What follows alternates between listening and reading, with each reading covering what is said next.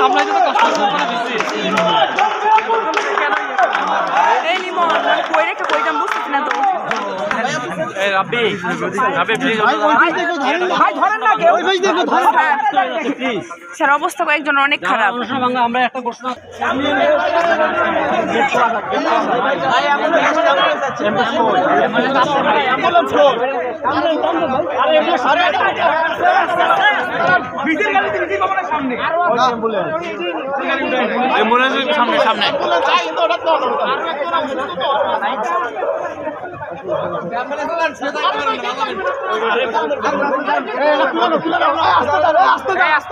মানে আমরা নিজেরা অসহায় হয়ে পড়ছি। কাইন্ডলি প্লিজ তোমরা একটু অনুষ্ঠানটা ভাঙো, আমরা এদিকে এনে দিচ্ছি। হ্যাঁ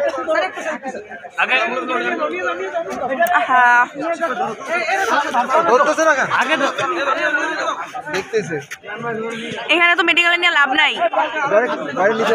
হ্যাঁ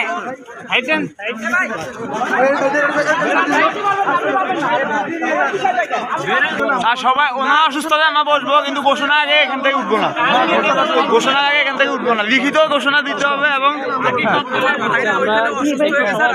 প্রিয় ছাত্রছাত্রীবৃন্দ, আমি একটু বলি, আমাদের প্রক্টর স্যার, আমাদের বিশ্ববিদ্যালয়ের প্রশাসনের পক্ষ থেকে আমরা এসেছি তোমাদের সঙ্গে তোমাদের দাবি দেওয়ার সাথে। আমরা আগেও একাত্মতা প্রকাশ করেছি, এখনো পুরোপুরি তোমাদের সঙ্গে একাত্মতা পোষণ করে আমরা বিশ্ববিদ্যালয়ের প্রশাসন থেকে এর মধ্যে কি উদ্যোগ দিব তোমাদের সঙ্গে নিয়ে সেই ঘোষণাটা আমাদের প্রক্টর স্যার দেবেন। আশা করি যে এই ঘোষণার মাধ্যমে আমরা তোমাদের সাথে চূড়ান্তভাবে একমত হয়ে আমরা আজকে আমাদের এই দাবি দেওয়া বাস্তবায়নের উদ্দেশ্যে পরবর্তী পদক্ষেপ নেওয়ার জন্য আজকের মতো ইনশাআল্লাহ আমাদের এই অনুষ্ঠান শেষ করে আমরা পরবর্তী দিনগুলোতে পরবর্তী পদক্ষেপের জন্য যাব। ঘোষণা দিবেন যে কি উদ্যোগ তিনি আমরা নিচ্ছি, লিখিত দিতে হবে। হ্যাঁ, প্রক্টর স্যার ঘোষণা দিবেন। সহযোগিতা না করলে বাবা অসুস্থ হয়ে যাচ্ছে আমরা সবাই, মানে তোমরা মানে আমরা, সেটাই বলছি। শুধু আমরা আশা করি একটা সফল যে আমাদের দীর্ঘদিনের দাবি, আমি তোমাদেরকে অনেক আগে থেকে বলে আসছি। আমি এই দায়িত্বে আসার আগে যখন একজন শিক্ষক ছিলাম এবং এখনো আছি, সেই সময় থেকে 2018 সাল থেকে আমি এই সেনাবাহিনীকে সেকেন্ড ক্যাম্পাস দেওয়ার বিষয়ে অনেক লেখালেখি করেছি।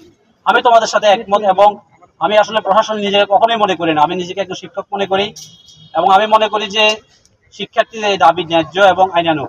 প্লিজ আর অসুস্থ হওয়াটা দেখে আমরা সইতে পারতেছি না। প্লিজ তোমরা এই জায়গাটা আমাদেরকে স্পেস দাও যে তোমরা অন্তত অনুষ্ঠানটা ভালো। আমি এতটুকু করজোড়ে অনুরোধ করছি।